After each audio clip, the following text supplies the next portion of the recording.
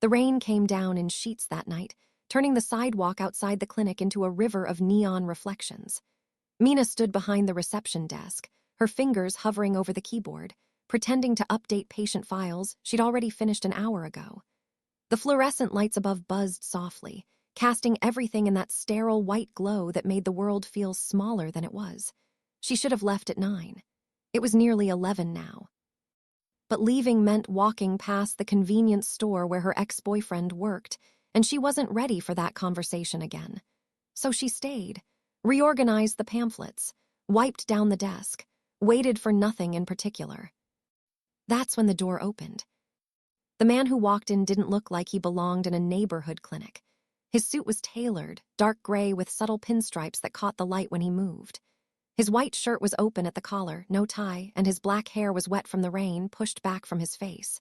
He wasn't bleeding, wasn't limping, but something about the way he moved, slow, deliberate, like he was measuring every step, made Mina's pulse quicken. He didn't glance at the waiting area chairs. Didn't look at the posters on the wall about flu shots and blood pressure screenings. He walked straight to the desk and stopped.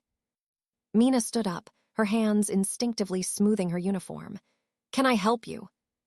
He looked at her, really looked, not the way most men did, scanning her face and moving on. His eyes were dark, almost black in the clinic's harsh lighting, and they stayed on hers for a beat too long. Long enough that she felt the weight of it. Long enough that she noticed the faint scar above his left eyebrow, the kind that came from something sharp and intentional. "Is there a back exit?" His voice was quiet, calm, the kind of calm that made her think of deep water. Mina blinked. "I'm sorry." "A back exit," he repeated, his tone unchanged. "Is there one?" She hesitated. The clinic had a back door that led to the alley behind the building, used mostly for deliveries and staff breaks. She wasn't supposed to let patients use it, but he wasn't a patient. And something in the way he asked, not demanding, not panicking, just asking, made her nod.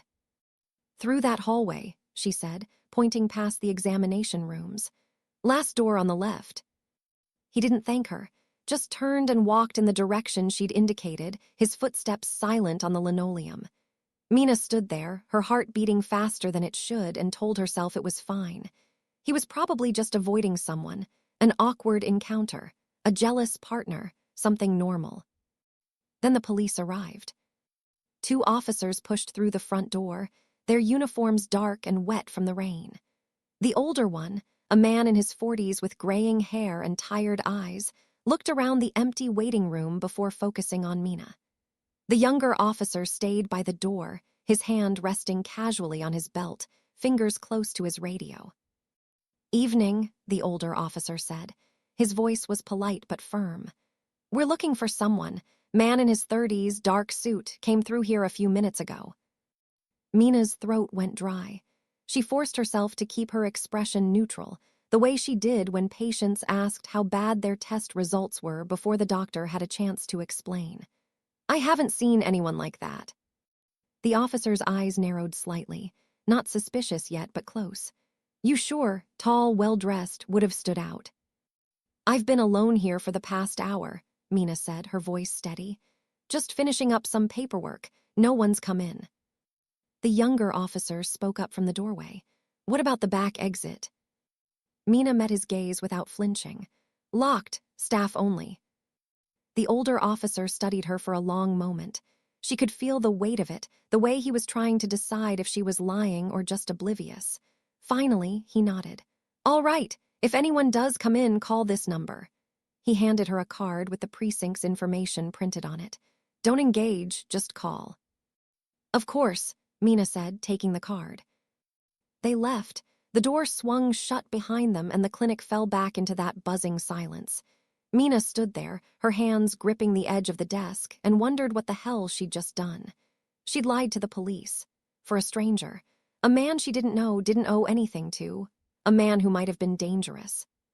She looked toward the hallway where he'd disappeared. The back door would lead him into the alley, then out onto the next street over. He was probably long gone by now. She'd never see him again, and that should have been a relief. It wasn't. Mina locked up the clinic at midnight. The rain had slowed to a drizzle.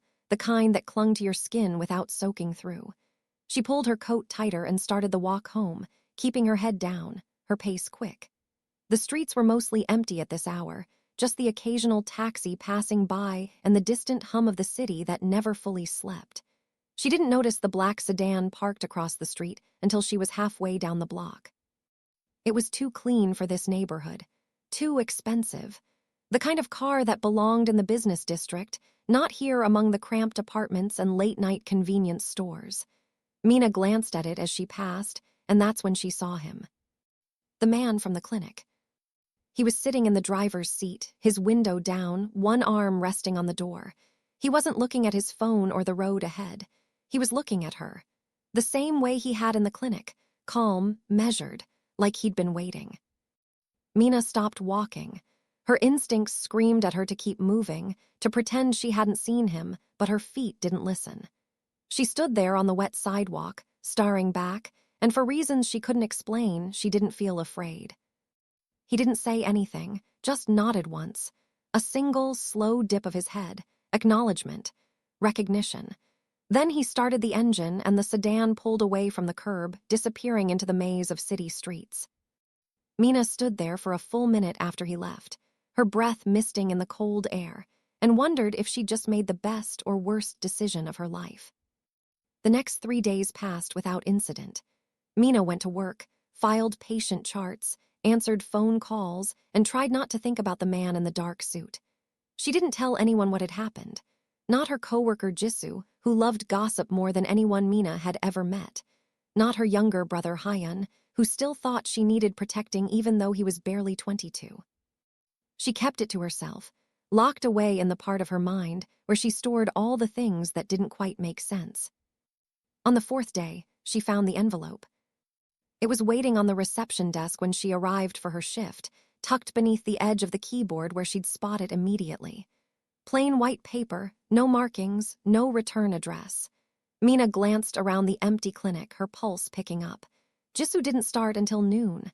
The doctor wouldn't be in until 8. No one should have been here. She picked up the envelope. It was thick, heavier than expected.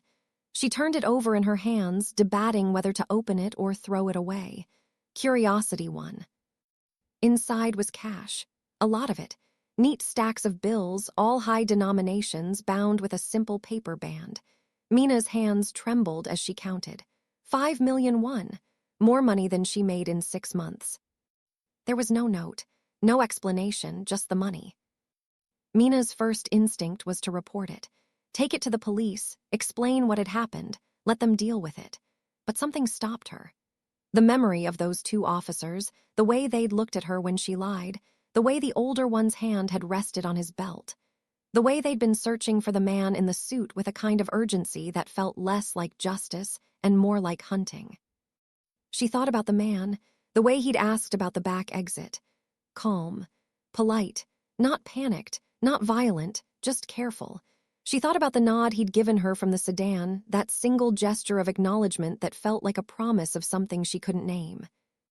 Mina put the money back in the envelope and slid it into her bag. That night, she walked home a different route, not because she was afraid, but because she wanted to think. The city looked different when you carried that much money on you. Every shadow felt sharper. Every passing stranger felt like a potential threat. She gripped her bag tighter and kept her pace steady, her eyes forward. She didn't see the man following her until she turned onto her street. He wasn't trying to hide. He walked about 20 feet behind her, hands in his pockets, his stride unhurried. He was younger than the man from the clinic, maybe mid-20s. With bleached blonde hair and a leather jacket that looked more expensive than it should, he was smiling.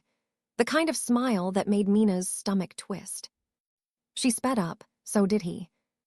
Mina's apartment building was just ahead, the entrance lit by a single flickering bulb. She reached for her keys, her fingers fumbling with the zipper of her bag. The man behind her called out. "Hey, wait." She didn't wait. She yanked the keys free and shoved them into the lock, her hands shaking so badly it took 2 tries to get the door open. She slipped inside and slammed it shut, twisting the deadbolt into place. Through the narrow window beside the door, she watched the blonde man stop on the sidewalk. He stood there for a moment, still smiling, then pulled out his phone and made a call. Mina backed away from the door, her heart hammering in her chest. She climbed the stairs to her third-floor apartment, locked herself inside, and sat on the edge of her bed, staring at her bag. At the envelope inside it. 5,000,000 won. It wasn't a gift, it was a transaction, and now someone knew she had it. The next morning, Mina called in sick. She spent the day packing her apartment, checking the locks on her windows, ignoring the texts from Jisoo asking if she was okay. She couldn't explain what was happening because she didn't fully understand it herself. All she knew was that she'd stepped into something much bigger than a stranger asking for a back exit. Something that involved police chases and envelopes full of cash and men who smiled while they followed you home. At 6 in the evening, there was a knock on her door. Mina froze. She wasn't expecting anyone. Hyun had classes until 8. Jisoo would have texted first. She crept to the door and looked through the peephole. The man from the clinic stood in the hallway. He looked the same as he had that night. Dark suit, no tie, his hair pushed back from his face. But this time there was no rain, no urgency. He just stood there, patient, his hands visible at his sides, non-threatening, waiting. Mina unlocked the door. She didn't know why. Every rational part of her brain screamed that this was a mistake, that she should call the police, that she should slam the door and pretend she wasn't home. But she didn't. She opened the door. He didn't step inside, just looked at her with those dark, unreadable eyes. "You kept the money." It wasn't a question. Mina nodded anyway. "Someone followed me home last night," she said. Her voice was steadier than she expected. "I know," he said it simply, like it was a fact he'd already accounted for. "He won't bother you again." Mina stared at him. "How do you know?" "Because I told him not to." He paused, his gaze never leaving hers. "You helped me. That means you're under my protection now." The words should have sounded insane, dramatic, like something out of a movie. But the way he said them, calm, matter-of-fact, like he was stating the terms of a contract, made them feel real, solid, binding. "I don't need protection," Mina said. "I just need to know what I'm involved in." "You lied to the police for me." His tone didn't change. "That makes you involved." "I didn't know what else to do." "You made the right choice." He glanced past her into the apartment, just a quick scan of the space, then back to her face. "The men looking for me weren't police. They were wearing stolen uniforms. If you told them where I went, they would have killed me. And then they would have killed you to cover it." Mina's breath caught. "Who are you?" "Someone who doesn't forget debts." He reached into his jacket and pulled out a card. Plain white, no logo, just a phone number printed in black ink. He held it out to her. "If anyone threatens you, if anyone asks about me, you call that number." "And then what?" "And then you won't have a problem anymore." Mina took the card. Her fingers brushed his for just a second, and she felt the calluses on his palm, rough and deliberate. The hands of someone who worked with more than paperwork. "What's your name?" she asked. He didn't answer, just stepped back, his expression unchanged, and walked down the hallway toward the stairs. Mina stood in her doorway, the card clutched in her hand, and watched him disappear. She didn't see him again for 2 weeks. But she felt his presence, like a shadow that moved just outside her line of sight. The blonde man who'd followed her home never came back. The broken streetlight outside her building was replaced overnight. When a drunk man harassed her at the bus stop, a black sedan pulled up to the curb, and the man suddenly remembered he had somewhere else to be. Mina didn't call the number on the card, but she kept it in her wallet, tucked behind her ID, and every time she opened it, she thought about the man in the dark suit, about the way he'd looked at her in the clinic, about the promise he'd made. "You're under my protection now." She didn't know his name, didn't know where he lived or what he did or why men in stolen police uniforms had been hunting him. But she knew one thing. He kept his word. Work at the clinic settled back into its normal rhythm. Mina filed charts, scheduled appointments, smiled at patients who complained about wait times. Jisoo gossiped about her latest dadding disaster. The doctor grumbled about insurance companies. Everything was exactly as it had been before that rainy night. Except it wasn't. Mina found herself glancing at the door more often, checking the street outside during her breaks, wondering if she'd see the black sedan again. She told herself it was just caution, self-preservation. But late at night, when she lay in bed staring at the ceiling, she admitted the truth. She wanted to see him again. Not because she was afraid, not because she needed protection, but because something about the way he'd looked at her, calm, certain, like she mattered, had stayed with her, lodged itself somewhere in her chest and refused to leave. On a Thursday afternoon, 3 weeks after the envelope, Mina's brother Hyun showed up at the clinic. He looked terrible. His left eye was swollen shut, his lips split, and there was blood on his shirt. Mina was out from behind the desk before he even made it through the door. What happened? She guided him to a chair, her hands already checking his face for serious injuries. It's nothing. Hyun tried to wave her off, but winced when she touched his ribs. Hyun, Mina's voice went cold, the same tone she used when patients lied about their symptoms. Tell me what happened. He looked away. I owe someone money. Mina's stomach dropped. How much? 3,000,001. She closed her eyes. 3 million. More than Hyun made in a year at his part-time job. More than she could lend him without emptying her savings. Gambling. It wasn't supposed to go that far. Hyun's voice cracked. He was trying not to cry, and that made it worse. I thought I could win it back, I thought. Who do you owe? Some guys in Gangnam. They gave me 2 weeks. That was 10 days ago. He finally looked at her, and the fear in his eyes made her chest tighten. Nuna, they're going to kill me. Mina's hands shook. She forced them still. No, they're not. You don't understand. These aren't normal people. They.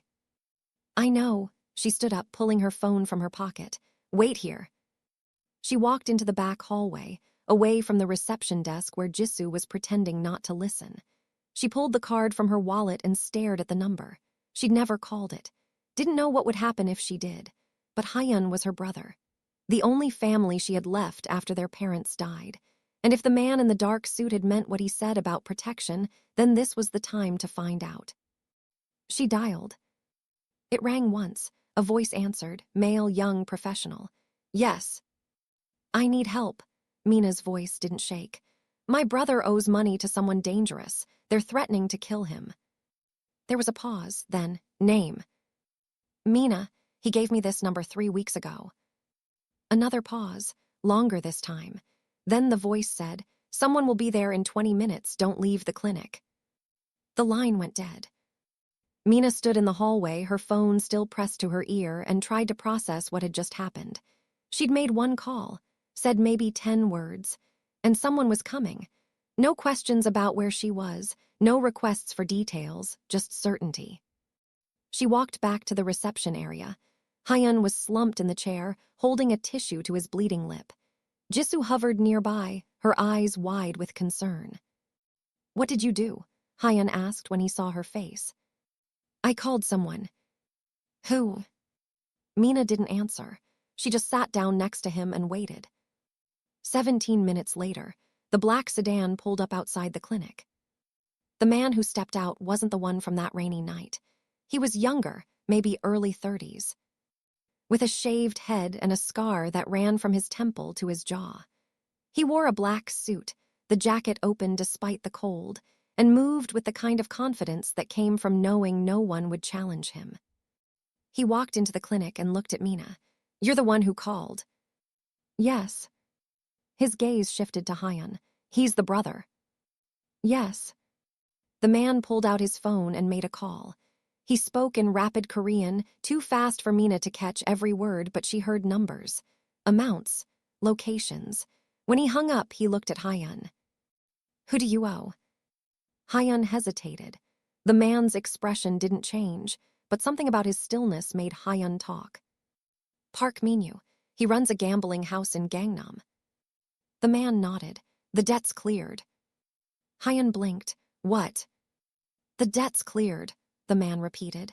You don't owe Park Min-yu anything. How? Your sister is under our protection. That extends to family. The man looked at Mina. He wants to see you. Mina's pulse quickened. Who? The man didn't answer, just gestured toward the door. Mina glanced at Hyun, then at Jisoo, who was staring at the entire scene like it was a drama playing out in front of her. She should stay. Make sure Hyun got home safely. Explain to Jisoo that everything was fine, even though it clearly wasn't. But she didn't. She stood up, grabbed her coat, and followed the man outside. The sedan's interior smelled like leather and something faintly metallic. The man with the scar drove in silence, navigating the city streets with the kind of ease that came from knowing every shortcut and back alley. Mina sat in the back seat and watched the buildings blur past. She didn't ask where they were going, didn't try to make small talk. She just focused on keeping her breathing steady. They drove for 20 minutes, leaving the cramped neighborhood of the clinic behind and heading toward the river. The buildings here were taller, sleeker, the kind of place where rent cost more than Mina made in a year. The sedan pulled into an underground parking garage beneath a high-rise that looked like it belonged in a corporate brochure. The man with the scar opened her door. Top floor. Mina stepped out. The garage was empty except for a handful of expensive cars parked in marked spots. Everything was clean, orderly, the kind of place where every surface was polished and every corner accounted for. She took the elevator alone. It rose smoothly, the numbers climbing higher and higher until they reached 53. The doors opened onto a private lobby, marble floors, floor-to-ceiling windows overlooking the city, a single door at the far end. Mina walked toward it. Her heels clicked against the marble, the sound echoing in the empty space. She reached the door and hesitated, then it opened. The man from the clinic stood in the doorway. He looked different here, more relaxed. He'd taken off his jacket and his white shirt was rolled up at the sleeves, revealing forearms covered in tattoos. Intricate black designs that wound around his skin like smoke. Dragons, waves, characters in a script Mina didn't recognize. They stopped just short of his wrists, leaving his hands bare. "Come in," he said. Mina stepped inside. The apartment was massive, open plan with the same floor-to-ceiling windows that made it feel like you were standing in the sky. The furniture was minimal, a long black sofa, a glass coffee table, shelves lined with books and a few pieces of art that looked expensive and abstract. Everything was spotless, controlled, like the man himself. He closed the door behind her and gestured toward the sofa. "Sit." Mina sat. He didn't join her. Instead, he walked to the windows and stood there, his back to her, looking out at the city lights below. "Your brother's debt is cleared," he said. His voice was quiet, the same calm tone he'd used in the clinic. "Park Min-yu won't contact him again." "How did you do that?" "I asked." Mina stared at his back. "You just asked?" "Yes." And he agreed. He didn't have a choice. The man turned to face her. "People who operate in this city understand hierarchies. Park Min-yu understands that your brother is connected to you, and you're connected to me. That makes him untouchable." "I don't understand," Mina said. "Who are you?" He walked over to the sofa and sat down across from her. Not close, but not distant either. Just far enough that she could see his face clearly, the way his dark eyes stayed steady on hers. "My name is Kang Siwon," he said. "I run an organization that handles problems people like Park Min-yu create." "You're a gangster." "I'm someone who maintains order." He said it without defensiveness, just fact. The men who came to the clinic that night in stolen uniforms work for a rival organization. They wanted information I had. If they'd found me, they would have tortured me for it, and they would have killed anyone who helped me. "Why didn't you just fight them?" "Because I don't waste energy on fights I can avoid." Siwon's expression didn't change. "You gave me a way out. That makes you valuable, and I don't forget value." Mina leaned back against the sofa. Her mind was racing, trying to piece together everything he was saying. Gangster, organization, rivals. It sounded insane. But the way he spoke, calm, measured, like he was explaining the terms of a business deal, made it feel real. "What do you want from me?" she asked. "Nothing." "People don't give away 5 million won for nothing." "I don't give away anything." Siwon leaned forward slightly, his elbows resting on his knees. That money was payment for your discretion, for your courage. Most people would have told those men where I went. You didn't. That's rare. I didn't do it for money. I know, he held her gaze. That's why you're sitting here. Mina's pulse quickened. There was something in the way he looked at her. Not predatory, not hungry, just interested, like she was a puzzle he wanted to understand. What happens now? She asked. You go back to your life, Siwon said. You work at the clinic, you take care of your brother, and if anyone threatens you, you call that number. And you'll fix it. Yes. Why? Siwon stood up. He walked back to the windows, his hands sliding into his pockets. For a long moment, he didn't speak, just stared out at the city like he was looking for something in the lights below. Because I've spent my life around people who take, he finally said. People who lie and steal and destroy, and when I meet someone who doesn't, I pay attention. He turned to look at her. You're not part of this world, Mina, and I want to keep it that way. Mina stood up. She should leave. Walk out of this apartment, go back to her normal life, pretend this conversation never happened. But something kept her rooted in place. What if I don't want to stay out of it? She asked. Siwon's expression shifted, just slightly, a flicker of something she couldn't name. Then you'd be making a mistake. Maybe. Mina picked up her bag and walked toward the door. She stopped with her hand on the handle and looked back at him. But I lied to the police for you. Doesn't that already make me part of it? She didn't wait for an answer. She opened the door and stepped into the elevator, her heart pounding so hard she could feel it in her throat.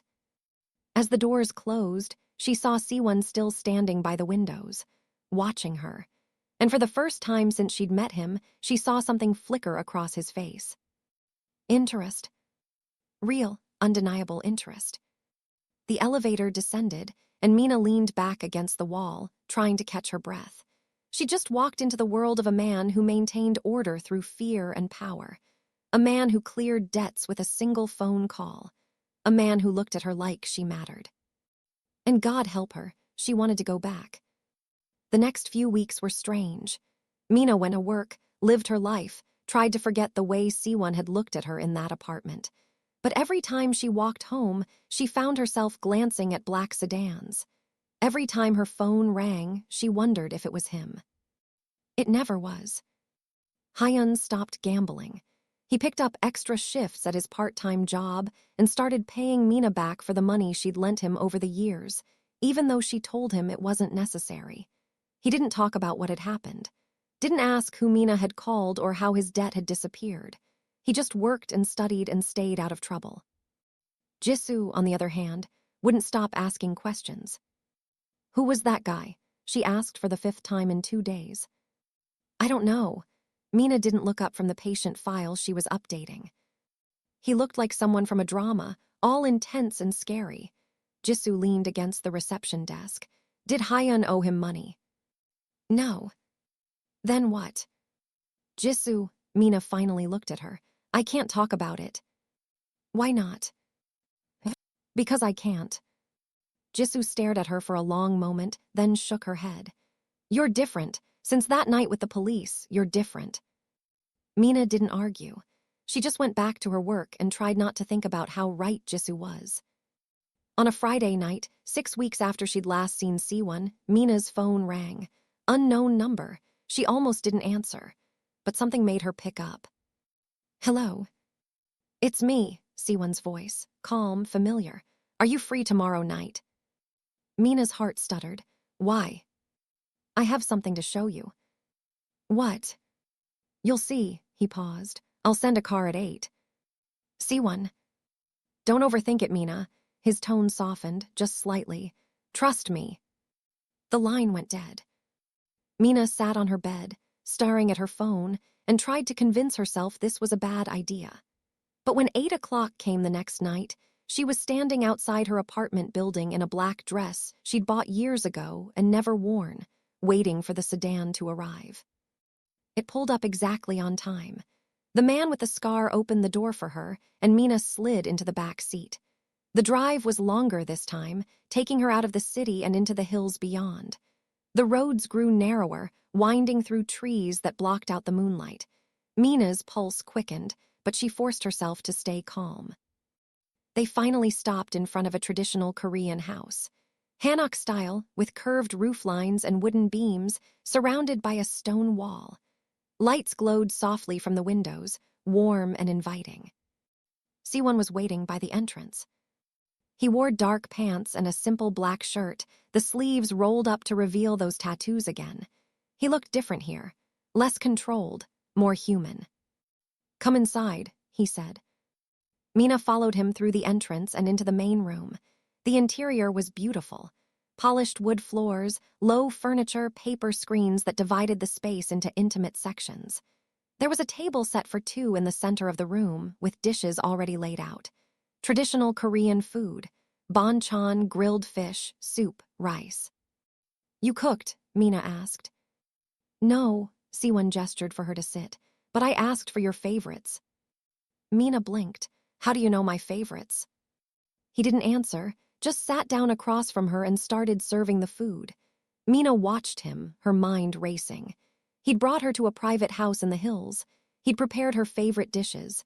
He'd called her after weeks of silence and asked her to trust him. And she had. "Why did you bring me here?" she asked. Siwon set down the serving spoon and looked at her. Really looked. The same way he had in the clinic, but different now, more open. "Because I wanted to see you," he said. "Without the city, without the noise, just you." Mina's breath caught. "Siwon." "I've been thinking about you," he continued. His voice was quiet, but there was an intensity to it that made her chest tighten. "About the way you lied to those men without hesitation. About the way you kept the money even though you knew it was dangerous. About the way you looked at me in my apartment and asked if you were already part of my world." "I shouldn't have said that." "You should have," Siwon leaned forward. "Because you were right. The moment you helped me, you became connected to me, and I don't know how to undo that. I don't know if I want to." Mina stared at him. Her heart was pounding, her hands trembling in her lap. This was insane. She barely knew this man. He was a gangster, a criminal, someone who solved problems with phone calls that cleared debts and made threats disappear.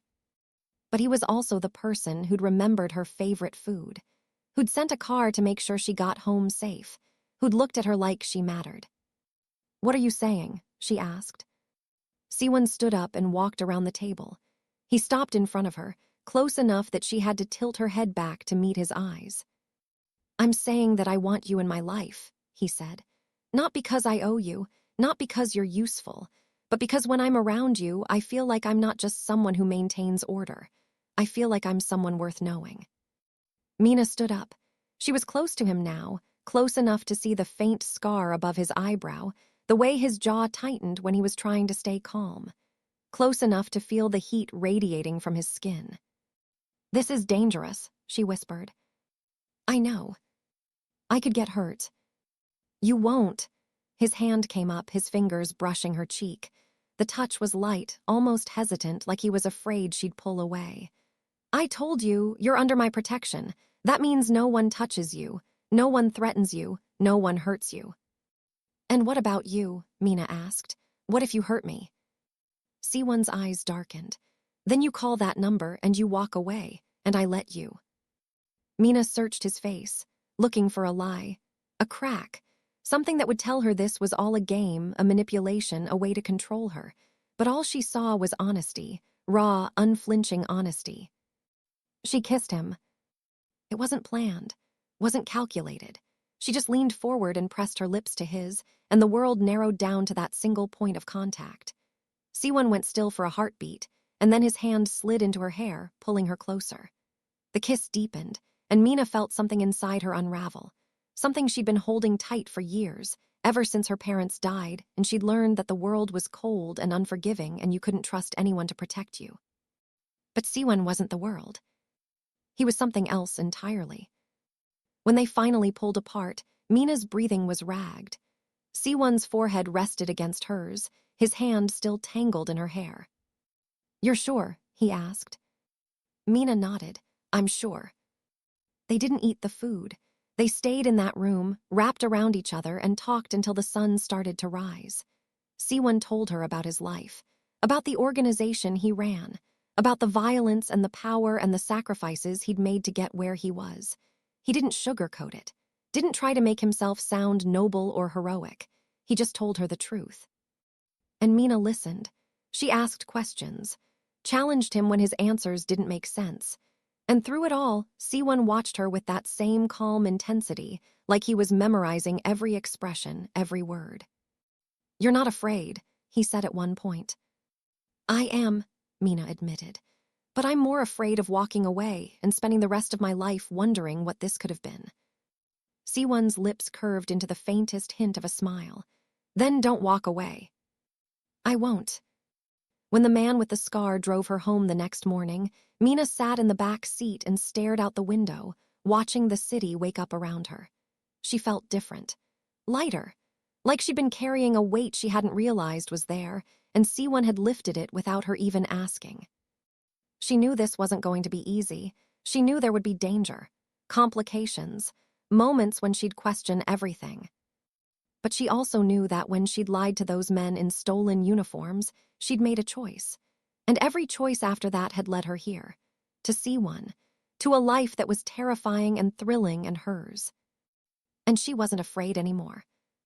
Back at the clinic, Jisoo took one look at her and grinned. "Oh my God, you slept with him." "I didn't." "You totally did. You have that look." Mina rolled her eyes, but she couldn't stop the smile spreading across her face. She didn't correct Jisoo, didn't explain that she hadn't slept with Siwon, not in the way Jisoo meant, but something had happened, something that mattered more than physical intimacy. She'd chosen him, and he'd chosen her back. The weeks that followed were a strange blend of normal and extraordinary. Mina still worked at the clinic, still lived in her cramped apartment, still took the bus and did laundry and worried about paying rent. But now there were moments of something else. Siwon calling her late at night just to hear her voice. The black sedan appearing outside her building when she worked late shifts. Dinners at restaurants she couldn't afford, where Siwon sat across from her and watched her with that calm intensity that made her feel like the only person in the room.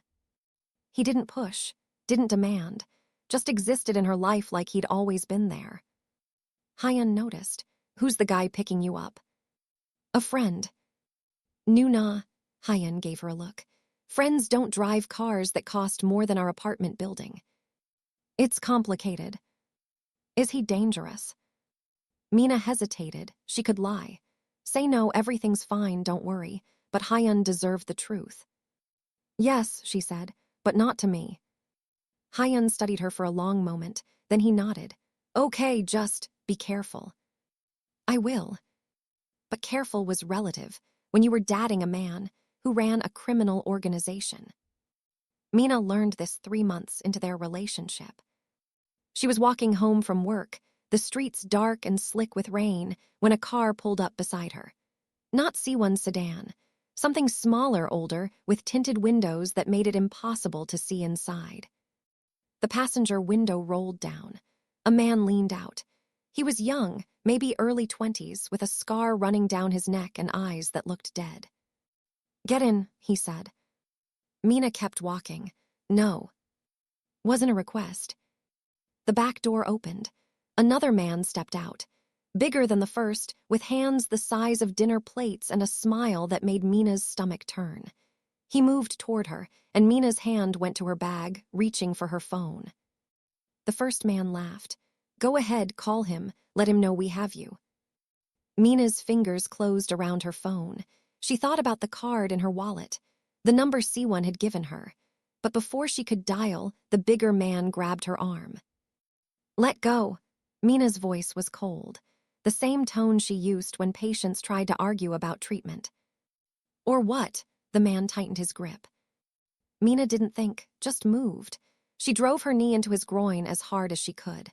The man doubled over, gasping, and Mina yanked her arm free. She ran.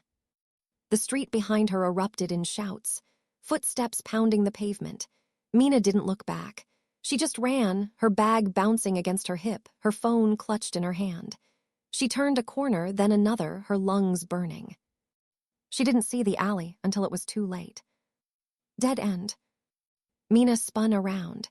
The two men were blocking the entrance, their silhouettes dark against the streetlights beyond. The bigger one was still hunched over, breathing hard, but the one with the scar looked calm, almost amused. "You made this harder than it needed to be," he said. Mina pressed her back against the wall. Her hand was shaking as she dialed the number. It rang once. "Mina," Siwon's voice, sharp, focused.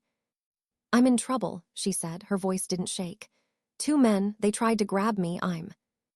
The man with the scar snatched the phone from her hand and brought it to his ear. "Hello, Siwon. Remember me?" Mina couldn't hear Siwon's response, but she saw the man's smile widen. "Yeah, that's right. Choi Jinti, the guy you left to die in Busan." He glanced at Mina. "Nice girl you've got here. Be a shame if something happened to her." There was a pause. Then the man's smile faltered. He lowered the phone slightly, his expression shifting from amused to uncertain. "What do you mean, look up?" Mina looked up. A figure stood on the rooftop above them, black silhouette against the night sky. Siwon. He dropped into the alley without a sound. The impact of his landing sent a shudder through the pavement. He straightened slowly, and Mina saw the gun in his hand. Matte black, compact, pointed directly at Choi Jinti's head. "Let her go," Siwon said. His voice was calm. The same tone he used when ordering coffee or discussing the weather. But there was something underneath it, something cold and absolute. Choi Jinti laughed. It sounded forced. "You think you can shoot me before my guy grabs her?" "I know I can." Siwon didn't move, didn't blink.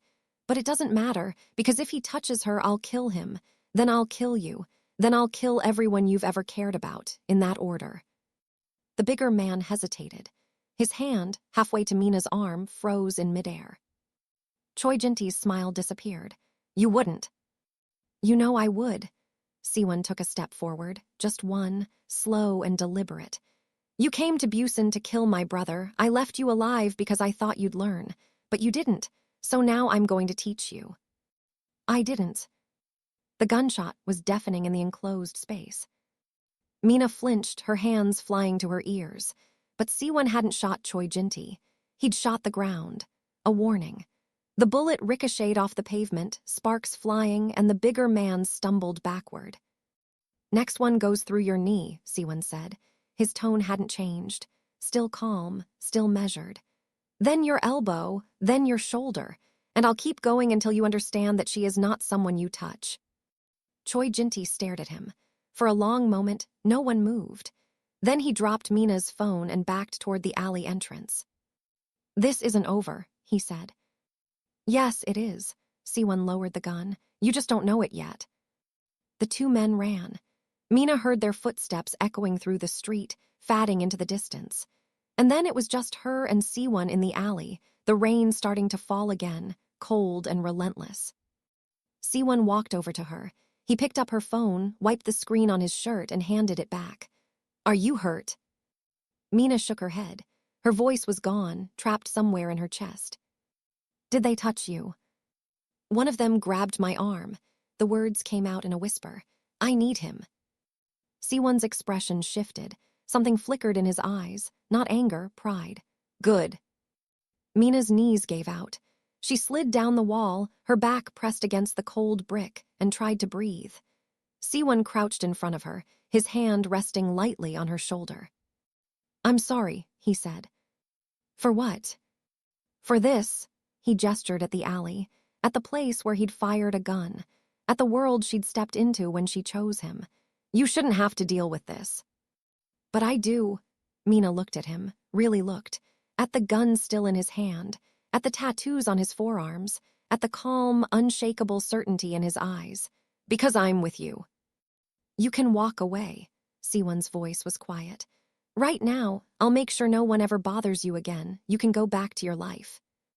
Mina reached out and took the gun from his hand. It was heavier than she expected. Cold, dangerous. She set it on the ground between them and met his gaze. "I'm not walking away," she said. Siwon stared at her. For the first time since she'd met him, she saw something crack in his composure, something raw and vulnerable. "You're insane," he said. "Probably," Mina smiled just a little, "but I made my choice." Siwon pulled her into his arms. He didn't say anything, just held her while the rain fell around them, soaking through their clothes, turning the alley into a river of reflected streetlights. And Mina closed her eyes and let herself feel it. The fear, the adrenaline, the certainty that she was exactly where she was supposed to be. When they finally pulled apart, Siwon stood and helped her to her feet. He picked up the gun, checked the safety, and slid it into the back of his waistband. Then he took off his jacket and draped it over her shoulders. "Come on," he said. "Let's get you home." They walked out of the alley together. The black sedan was waiting at the curb, the man with the scar standing beside it. He opened the door without a word, and Mina slid into the back seat. Siwon followed, and the car pulled away from the curb, leaving the alley and the rain and the violence behind. Mina leaned against Siwon's shoulder. His arm came around her, solid and warm, and she closed her eyes. "What happens now?" she asked. "Now I take care of Choi Jinti." Siwon's voice was calm, emotionless. "He made a mistake. He threatened you. That means he doesn't get a second chance." "Will you kill him?" "Yes." Mina should have been horrified, should have pulled away, demanded he drop her off and never contact her again. But she didn't. Because she understood. This was the world Siwon lived in. A world where threats were met with action, where protection meant violence, where love looked like a man standing in an alley with a gun, ready to kill anyone who touched the person he cared about. And Mina had chosen to be part of it. "Okay," she said. Siwon's arm tightened around her. He pressed a kiss to the top of her head, and Mina felt something inside her settle. Something that had been restless and uncertain since the night she'd lied to the police. She was safe.